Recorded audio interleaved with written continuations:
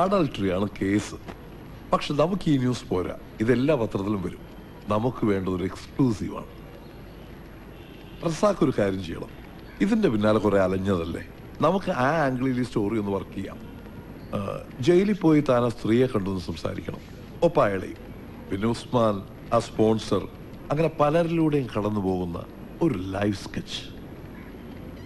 നാട്ടിലെ കഷ്ടപ്പാടും അറബിയുടെ വീട്ടിലെ പീഡനവും മരുഭൂമിയിലേക്കുള്ള പലായനവും അങ്ങനെ എല്ലാ ഐറ്റംസും ചേർത്ത് ചാട്ടവാറടിയുടെ ശിക്ഷ നടപ്പാക്കുന്ന ഓരോ വെള്ളിയാഴ്ചയും ഒരു ഉഗ്രൻ കൗണ്ട് ഡൗൺ സ്റ്റോറി. എന്താ, റസാഖ് കൊട്ടേക്കാട് എന്ന് തന്റെ പേര് വെച്ചാവുമ്പോൾ ഇവിടുത്തെ മലയാളികൾക്കിടയിൽ അതിന്റെ വിശ്വാസ്യത കൂടും. ജീവനും മാനവും പണയം വെച്ച് ഒരു മലയാളി യുവതി നടത്തിയ നെട്ടോട്ടത്തിന്റെ ഒരു ഉഗ്രൻ ഐറ്റം. റസാഖ് കഴുത്തിൽ ഇങ്ങനെ ടൈ ഒക്കെ കെട്ടി ഈ AC മുറിയിൽ ഇരിക്കുമ്പോ പുറത്തുള്ളവരുടെ ദുരിതങ്ങളൊന്നും തന്നെ പോലുള്ളവർക്ക് അറിയില്ല.